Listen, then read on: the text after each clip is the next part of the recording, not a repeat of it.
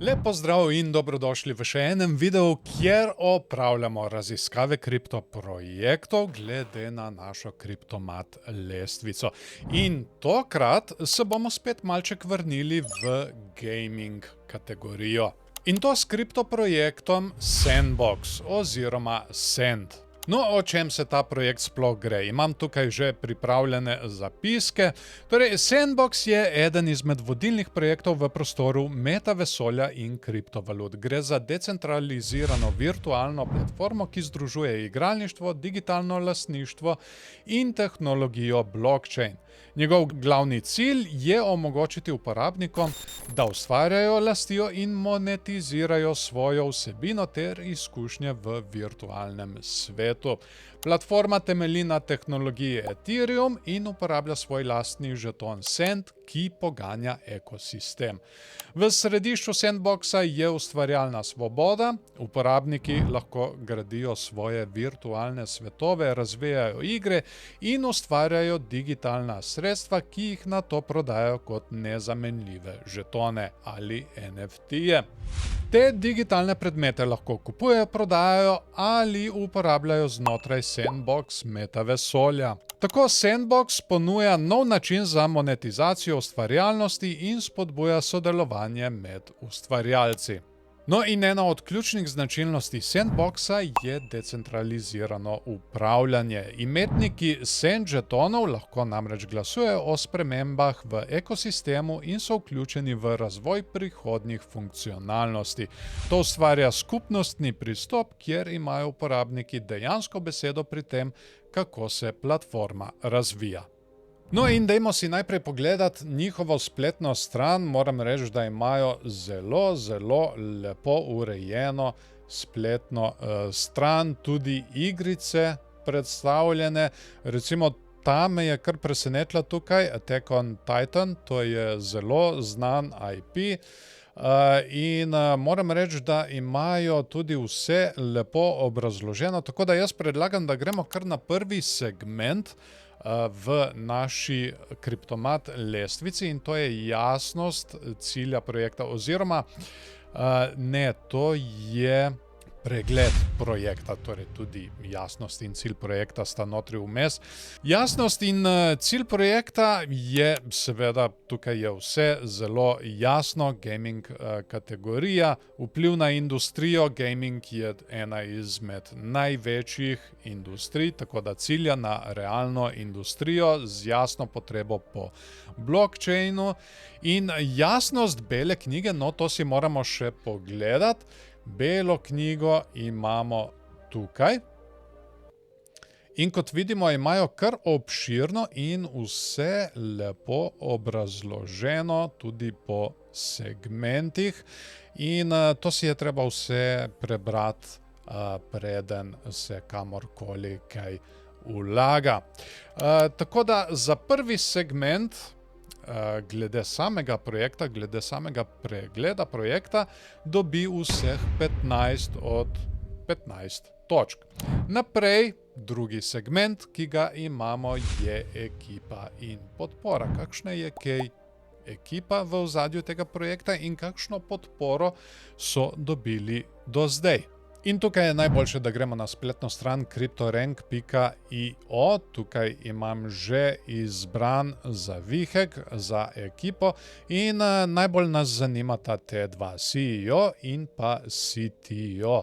Pa pojdimo kar na LinkedIn od Arturja Madrida.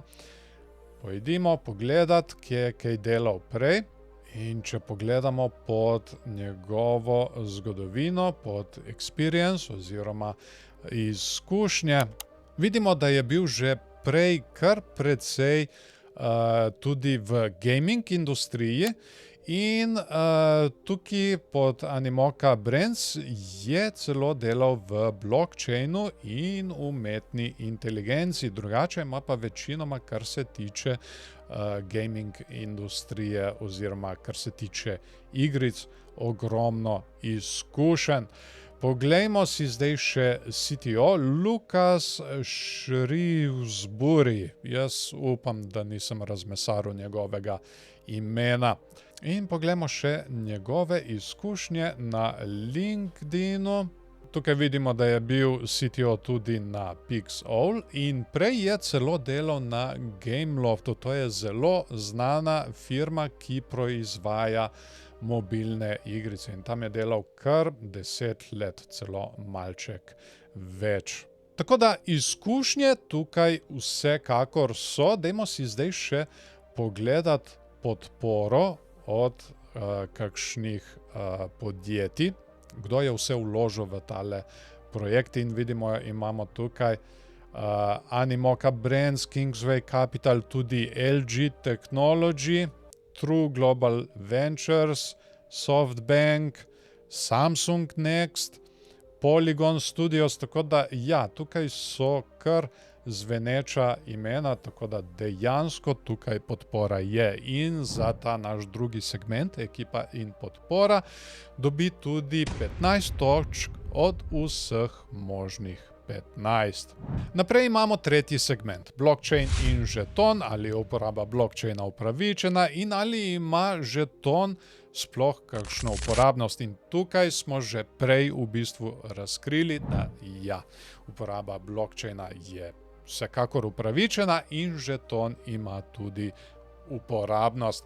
Tako da v tem segmentu dobi 10 točk od vseh možnih 10. Naprej imamo napredek in cilji. Je ekipa dosegla svoje cilje in kako obveščajo o svojih ciljih. Zdaj vse, kar sem našel, kar se tiče njihovega obveščanja, je to, da imajo tale blog. Tukaj predvsem obveščajo, katere igrice so bile izdane, drugače so tukaj tudi updates, vendar ta zadnje je bilo objavljeno 6. julija tukaj, pa partnerstva, da vidimo še. No, tukaj je bilo 18. septembra in pa kakšne še napovedi, no tukaj tudi so nazadnje objavili 4. septembra, tako da tukaj so malček v ozadju, malček jim obveščanje šepa, tako da v tem segmentu dobijo 3 točke od vseh možnih 5. In naprej imamo tehnično analizo, kako kaj cenovno kaže temule projektu. In to si lahko ogledamo tudi kar na tej strani cryptorank.io, če gremo na overview in malček dol naprej in imamo tukajle gibanje cene. Zdaj dodali bomo še en indikator, jaz ponavadi dodam RSI, ki je najbolj priljubljen. Tako, in imamo naše gibanje cene. Zdaj zaenkrat, če gledamo tako od blizu, kaže kar dobro. Ampak, če mi oddaljimo, vidimo, da je ta projekt kar precej visoko šel leta 2021 in potem smo tudi kar precej padli. In zdaj se gibamo tukaj v tem območju že kar precej časa. Tako da tukaj so kar malček mešani signali. Zelo pomembna je tale meja na okoli 75 centih. To mejo morajo biki vsekakor prebiti. In ključnega pomena od spodaj je pa tale meja na okoli 20 centih. Ta je kar kritična, ker če ne, se lahko pade tudi vse dol do 3 centov. Zdaj, to smo tudi že kar precejkrat videli. Altkovanci, ki grejo tako skorajda v ravni črti, ogromno enega časa in potem kar naenkrat poskočijo. Tako da bomo videli, kaj se bo dogajalo tukaj pri temule kovancu, če bomo končno prebili tole mejo na okoli 75 centih. Zdaj, drugače, kar se RSI-ja tiče, pa trenutno ni nekih velikih posebnosti. Malček smo bili prekupljeni tukaj s tole zadnjo rastjo, tako da bo treba še malček počakati in videti, če smo se dovolj ohladili. Tako da, kar se tiče tega, bom rekel tako. Imamo malček bolj mešani trend, trenutno gremo še vedno v stran, biki se morajo tukaj še izkazati. Drugače, kar se tiče volumna na menjalnicah, pa vidimo tukaj, da je zelo visok volumen na uglednih menjalnicah. In tako pri tehnični analizi, pri tem našem 5. segmentu, dobi 11 točk od vseh možnih 15. No in naprej imamo še sentiment, kakšno je sodelovanje skupnosti in kakšna je adopcija uporabnikov. To je naš 6. segment. In če gremo tukaj na čisto dno spletne strani, imamo povezave na njihova socialna omrežja. Pa dajmo si najprej pogledati Discord in vidimo tukaj, da imajo kar 276.000 naročnikov, kar je naravnost impresivno. Pa potem imamo še Telegram, tukaj imajo skorajda 46.000 članov. Potem X nas tudi zanima, da vidimo, kaj se tukaj dogaja. Tukaj imajo 1,1 milijona sledilcev. To je naravnost impresivno. Potem lahko pregledamo še Facebook. To bomo dali stran, ker bomo samo to preverili. 734.000 sledilcev. In kaj še ponavadi preverimo? Ja, tudi YouTube imajo, tudi to lahko preverimo. Zapauziral. In tukaj imajo 157.000 sledilcev, kar je zelo dobro. Torej, sledilcev imajo ogromno in tudi, kot smo prej videli, imajo kar veliko adopcijo uporabnikov, tudi kakšnih znanih IP-jev.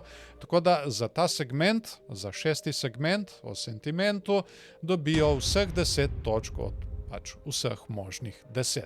In potem imamo tukaj končno naš 7. segment. Certik, varnostno preverjanje. No, tukaj se je že zakompliciralo marsikateremu kovancu oziroma žetonu. Dajmo zdaj preveriti, kako gre kaj našemu send žetonu.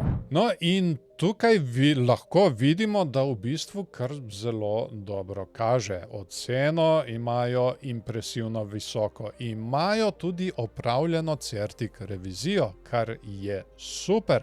Edino, kar sem našel, je, da so zaznali tudi eno večjo težavo in to je centralizacija, ki je še niso odpravili. To je tukaj tudi edini problem. Tako da certik revizija je opravljena, ampak je ena težava. Leaderboard ocena je izredno visoka. In kar se tiče rešenih varnostnih težav, ja, nekatere težave so bile rešene, ampak ostajajo nekatere, kot vidimo tukaj je še ena kar velika, ki je ostala. Sicer priznali so jo, ampak je še ostala. Tako da končna ocena za ta projekt je v bistvu zelo dobra, 80 od 100, ker ta projekt uvršča med dobro, ampak lahko povzroči manjše pomisleke. Tako, to je bila naša ocena send projekta. Kot že veste, v bistvu te raziskave trajajo tudi precej dlje, jaz na te videe pridem že pripravljen, ampak dajte tudi vi meni povedati, kaj si vi mislite o tej raziskavi. Smo morda kaj izpustili, smo morda kaj spregledali, kar napište nam spodaj. Dajte video tudi kakšen všeček in seveda ne se pozabiti naročiti na naš kanal, da ne zamudite naše naslednje raziskave. Zdaj pa vas še lepo pozdravljam, imejte se fajn in se vidimo v naslednjem videu.